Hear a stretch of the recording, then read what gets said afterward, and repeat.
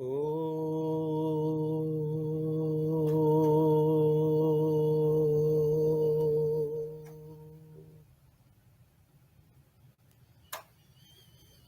गुरुर्ब्रह्मा गुरुर्विष्णु गुरुर्देवो महेश्वरः गुरुर्साक्षात् परब्रह्म तस्मै श्री गुरवे नमः।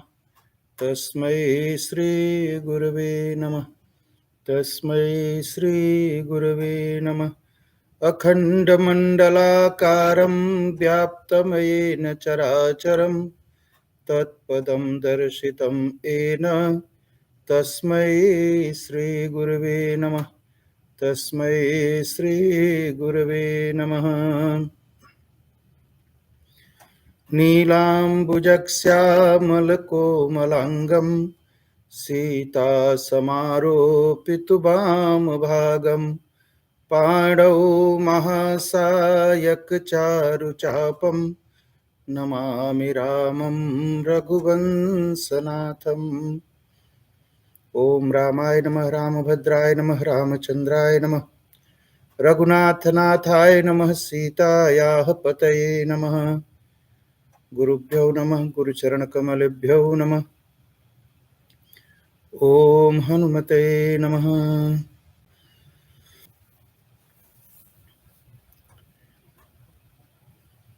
तो आज का सत्संग, आज के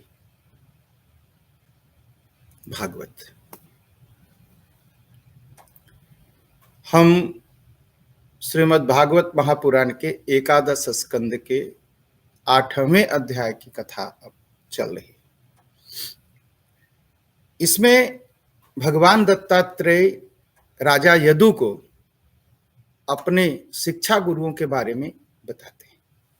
कल तक आपने अजगर, फतिंगा, इन सबको उन्होंने अपना गुरु माना, और अब अगले गुरु के बारे में बताते हैं। कल तक आपने सुना, हम लोग अध्ययन किए। तो अध्याय 9 में बताते हैं किस तरह एक सन्यासी को जीना चाहिए। कैसे जीना चाहिए एक सन्यासी को। कहते हैं उस सन्यासी को कैसे जीना चाहिए, या भक्त या जो साधक है उसको कैसे जीना चाहिए, यह मैंने भौरे से सीखा, और भौरा को मैंने गुरु मान लिया। कहा भौरा क्या करता है? स्तोकम स्तोकम ग्रसेद ग्रासम देहो वर्तेत यावता गृहान हिंसन्नातिष्ठेत वृत्तिम माधुकरीम मुनि। कहा राजन सुनिए,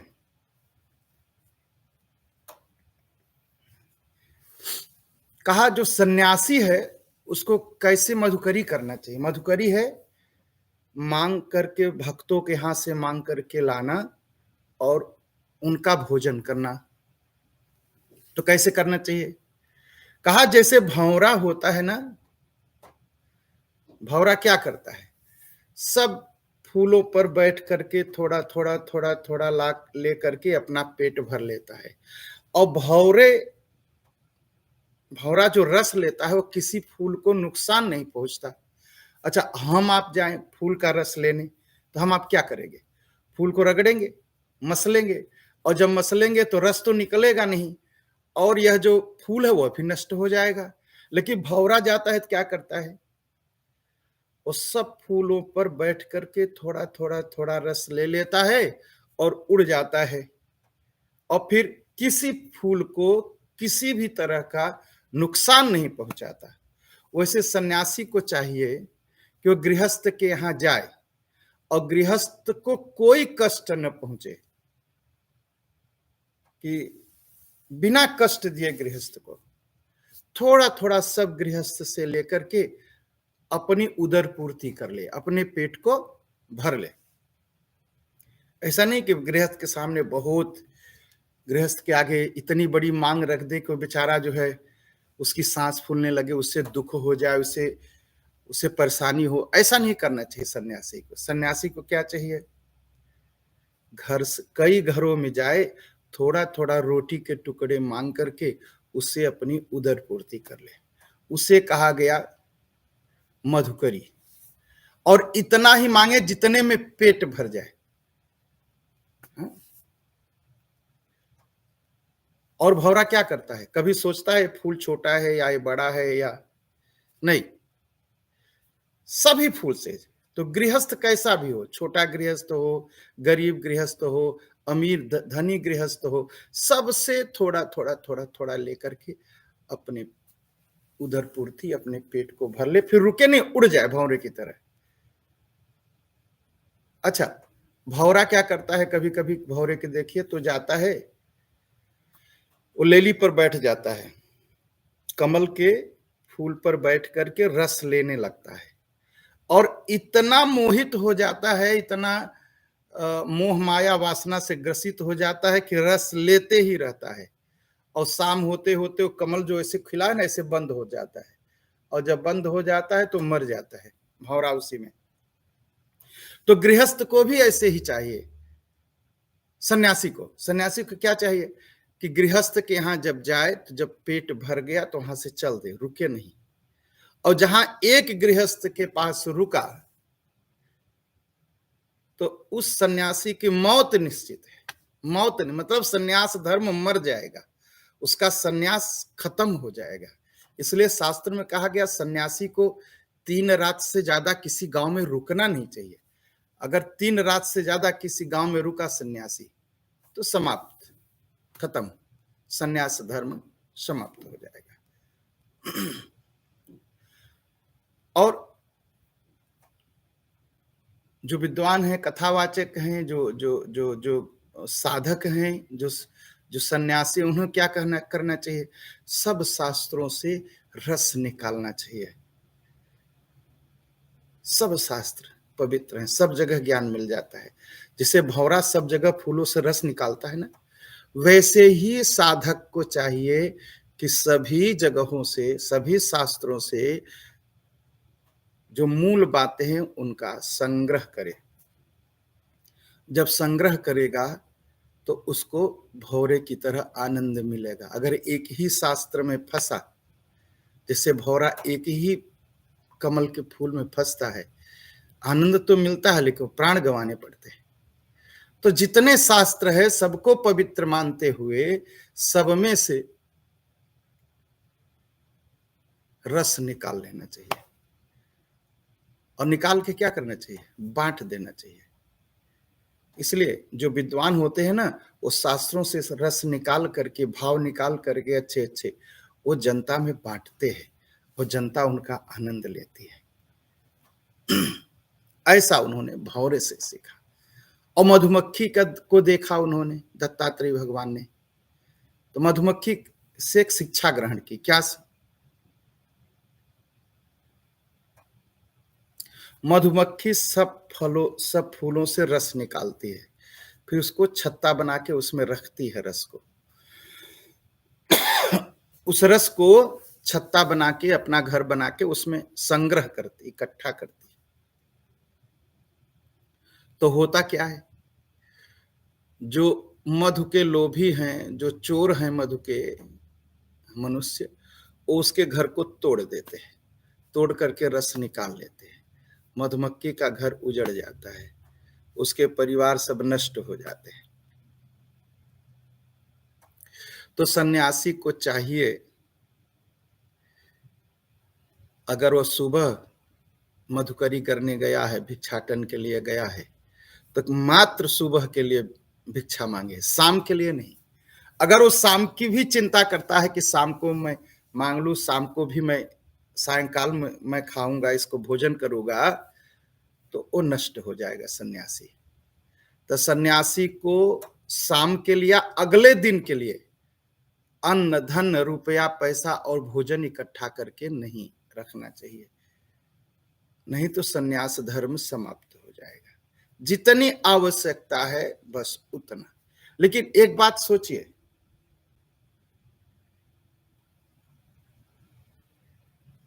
बहुत ध्यान से सोचिएगा, अगर सन्यासी इकट्ठा करेगा तो जैसे मधुमक्खी अपना प्राण गवा देती है धन मधु के पीछे, वैसे सन्यासी को भी जान अपनी तपस्या गंवानी पड़ेगी, तपस्या समाप्त हो जाएगी अगर कोई सन्यासी धन इकट्ठा करके रखने लगा तो साधना खत्म हो जाएगी। और सन्यासी को बिना भिक्षा पात्र के चलना चाहिए। हाथ में जो मिल जाए, हाथ में जितना आ जाए उतना ही भोजन करना चाहिए। पेट जितना भर जाए बस हो गया, उतने संग्रह करना चाहिए, उससे ज्यादा नहीं। पेट जितने में भर जाए एक बार, उतना ही धन सन्यासी को रखना चाहिए। जितना हाथ में लिया, जितना हाथ में आ जाए बस भोजन कर लिया। कोई पात्र लेकर के सन्यासी को नहीं चलना चाहिए।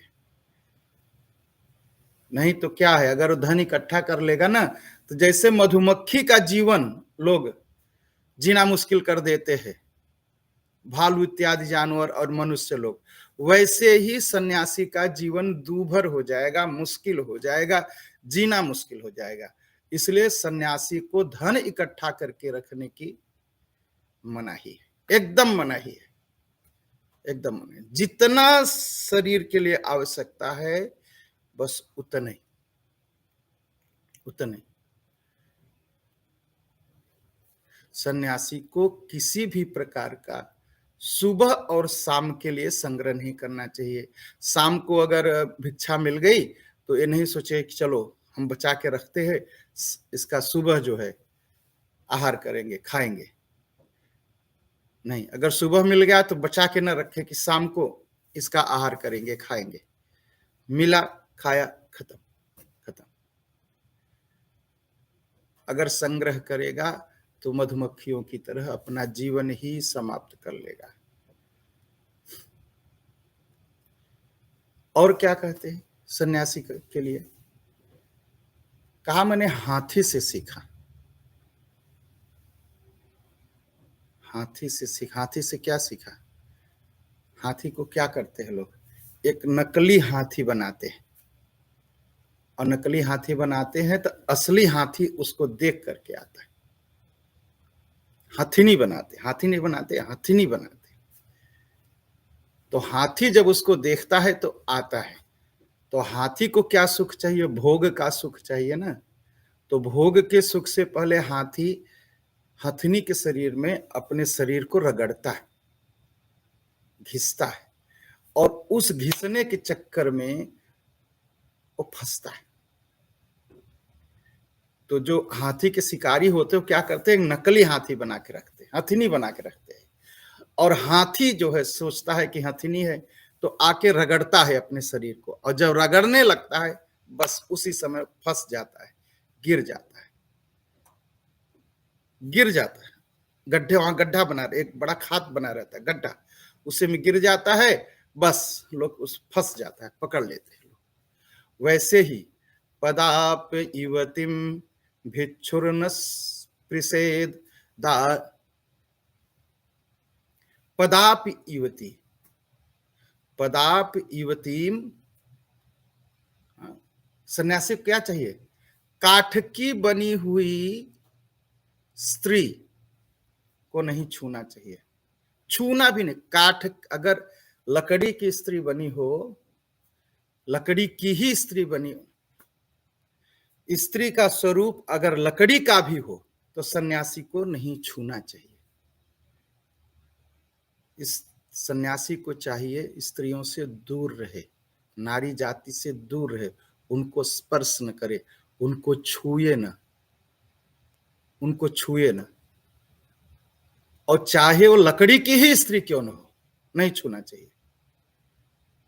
और जहां छुआ तो फंसेगा जरूर, और फंसेगा तो हाथी की तरह फंसेगा। हाथी की तरह तो हाथी दिखाई पड़ेगा, सन्यासी तो दिखाई पड़ेगा, लेकिन माया और वासना के चक्कर में फंस करके बस घूमता रहेगा, घूमता रहेगा। तो सन्यासी को चाहिए लकड़ी की भी अगर स्त्री हो तो उसका स्पर्श न करे, उसको छुए न। हाड़ मांस की स्त्री हो सिर्फ छूना ही नहीं चाहिए, देखना भी नहीं चाहिए सन्यासी को। लेकिन अगर लकड़ी की हो तो भी नहीं छूना चाहिए, नहीं तो हाथी की तरह गड्ढे में गिरेगा और फंसेगा, फंसेगा, एकदम फंसेगा।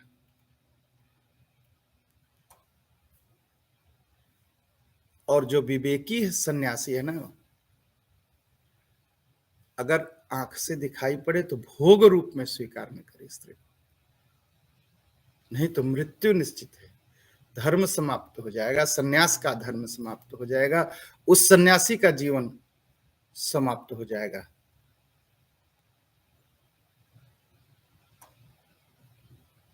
नहीं तो एक हथिनी के पीछे क्या होता है, दो हाथी लड़ते हैं, लड़ते लड़ते एक मर जाता है। तो इसलिए स्त्री के प्रति जो है भोग दृष्टि से न देखे, जहां भोग दृष्टि से देखा तो मृत्यु निश्चित है, वह मरेगा जरूर और नष्ट हो जाएगा।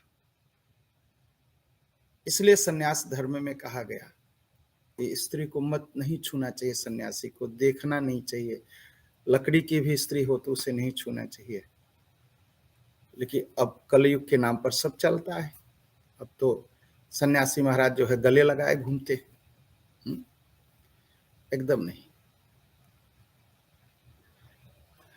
देखिए बहुत पतन हुआ है, बहुत पतन हुआ है। अब तो सन्यास एक फैशन बन गया है और कमाई का जरिया बन गया है। सन्यास कोई लिया नहीं जाता, सन्यास मन में हो जाता है, छूट जाता है सब। और जब सन्यास लेने की प्रवृत्ति आ गई तो वहीं सन्यास धर्म नष्ट होना शुरू हुआ, वही सन्यास धर्म नष्ट। अब तो सन्यास के नाम पर नाच गाना शुरू हो गया है, डांस शुरू हो गया है, डांस। स्त्रियों के साथ दूर रहना चाहिए सन्यासी, नहीं तो स्त्रियों का जीवन नष्ट हो जाएगा और सन्यासी महाराज का भी जीवन नष्ट हो जाएगा, नष्ट हो जाएगा। कहा ये मैंने हाथी से सीखा, हाथी से सीखा। जिसे हाथी नकली हाथी हथिनी चक्कर में फंस जाता है, वैसे ही सन्यासी को चाहिए नकली स्त्री, लकड़ी की भी स्त्री हो तो उसका स्पर्श न करे, उसको छुए न। कहा जो मधु निकालने वाला होता है, मधु बहेलिया कहते हैं, वो केवल जंगल जंगल जाके जहां मधुमक्खी का छत्ता होता है वहां से रस को निकालता है और बेचता है। कहा मैंने उससे भी सीखा, शिक्षा ग्रहण की। कहा लोभी पुरुष क्या करता है, कंजूस आदमी क्या करता है, न ठीक से खाएगा, न परिवार को खिलाएगा, न दान देगा। धन कमाएगा जरूर, धन कमाएगा, खूब जुटा जुटा के रखेगा, न तो ठीक से खाएगा, न ठीक से पहनेगा, न दान देगा, न परिवार को खिलाएगा, न साधु सन्यासी की सेवा करेगा, न धर्म की सेवा करेगा, न तो अपने धन को भगवान की सेवा में लगाएगा, वो जुटा के रखता है।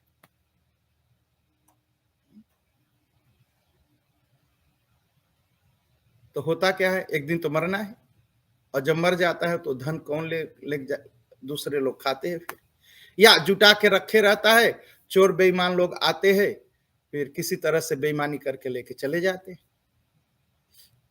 इसलिए धन का संग्रह नहीं करना चाहिए। नहीं, अगर बहुत ज्यादा संग्रह करोगे, दान इत्यादि नहीं करोगे, बहुत कंजूसी पेट काट काट करके जियोगे और धन इकट्ठा कर लोगे, न तो खुद उपयोग करोगे, न दूसरों को उपयोग करने दोगे, न तो धर्म में लगाओगे, एक दिन कोई लूटेगा जरूर। अगर कोई नहीं लूटा तो पत्नी ही लूटेगी, कोई नहीं लूटा तो पति ही लूटेगा, और कोई नहीं लूटा तो बच्चे ही लूटेंगे, लेकिन लूटा जरूर जाएगा। तो कहा यह जो है मधु निकालने वाले से मैंने सुख सीख लिया, मधु निकालने वाला तैयार है, जुटा के मत रखो, नहीं लूटे जाओगे। धन बहुत जुटा के नहीं रखो, नहीं लूटे जाओगे एक दिन।